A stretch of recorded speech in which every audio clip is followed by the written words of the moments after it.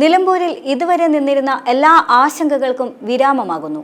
PV Anwar Nilambur ഉപതെരഞ്ഞെടുപ്പിൽ മത്സരിക്കും. Trinamool Congress PV അൻവറിന് പാർട്ടി ചിഹ്നം അനുവദിച്ചു. അൻവറിന്റെ സ്ഥാനാർത്ഥിത്വം സംബന്ധിച്ച് തൃണമൂൽ കോൺഗ്രസ് ദേശീയ നേതൃത്വത്തിന്റെ ഔദ്യോഗിക പ്രഖ്യാപനം ഇന്ന് ഉണ്ടായേക്കുമെന്ന് സൂചനയും വന്നു.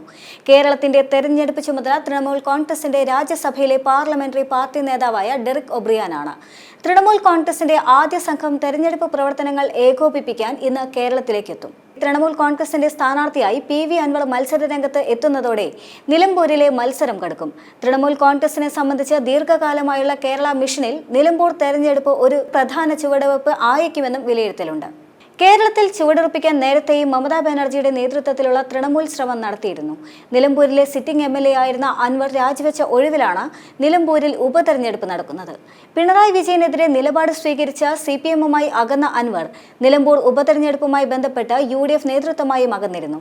പ്രതിപക്ഷ നേതാവ് VD സതീശനെതിരെയും നിലമ്പൂരിലെ UDF സ്ഥാനാർത്ഥി ആര്യടൻ ഷൗക്കത്തിനെതിരെയും രൂക്ഷമായ വിമർശനമുയർത്തിയ അൻവർ മത്സര രംഗത്ത് വരുന്നത് UDF-ന് തിരിച്ചടിയാകുമെന്നാണ് നിലവിലെ വിലയിരുത്തൽ.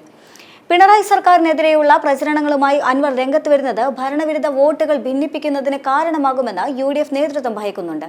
അൻവർ മത്സരിക്കുമെന്ന് കഴിഞ്ഞ ദിവസം വൈകുന്നേരം സൂചന നൽകിയതിന് പിന്നാലെ യൂത്ത് കോൺഗ്രസ് സംസ്ഥാന അധ്യക്ഷനായ രാഹുൽ മാങ്കൂട്ടത്തിൽ MLA രാത്രി വീട്ടിലെത്തി അൻവറുമായി ചർച്ച നടത്തിയിരുന്നു.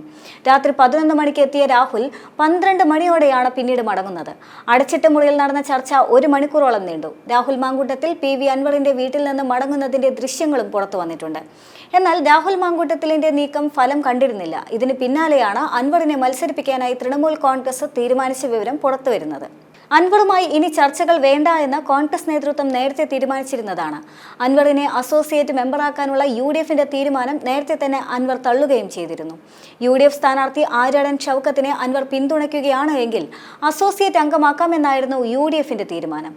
ഈ തീരുമാനം നിരാകരിച്ചുകൊണ്ട് അൻവർ നടത്തിയ വാർത്താ സമ്മേളനത്തിൽ UDF-ലേക്ക് ഇല്ല എന്ന് പ്രഖ്യാപിക്കുകയും ചെയ്തിരുന്നു. UDF പ്രവേശനത്തിന് തടസ്സം നിന്നത് പ്രതിപക്ഷ നേതാവ് VD സതീശനാണെന്ന വിമർശനവും അൻവർ ഉന്നയിച്ചിരുന്നു. തെരഞ്ഞെടുപ്പിൽ മത്സരിക്കാനില്ല എന്നും അൻവർ വ്യക്തമാക്കിയിരുന്നതാണ്. മത്സരിക്കാൻ ആഗ്രഹമുണ്ടെങ്കിലും അതിനുള്ള പണം കയ്യിലില്ല എന്നും അൻവർ വ്യക്തമാക്കിയിരുന്നതാണ്. പിന്നീട് മത്സരിക്കാൻ പണം നൽകാമെന്ന വാഗ്ദാനവുമായി സാധാരണക്കാരായ നിരവധി പേർ രംഗത്ത് വരുന്നുണ്ടെന്ന് അൻവർ തന്നെ പിന്നീട് പറയുകയായിരുന്നു. ശേഷമാണ് പിന്നീട് ഇന്ന് രാവിലെ അൻവറിന് തൃണമൂൽ കോൺഗ്രസ് ചിഹ്നം അനുവദിച്ചതായും അതിനുശേഷം അൻവർ മത്സര രംഗത്തേക്ക് ഇറങ്ങുകയാണ് എന്ന സൂചനയും പുറത്തുവരുന്നത്.